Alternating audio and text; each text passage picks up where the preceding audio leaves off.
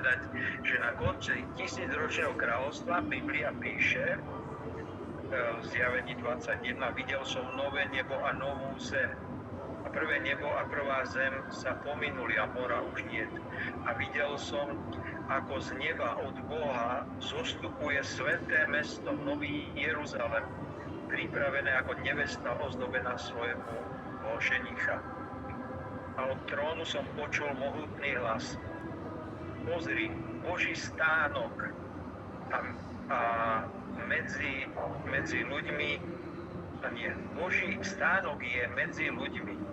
Boh bude s nimi prebývať a oni budú jeho ľudom a on sám, ich Boh, bude s nimi.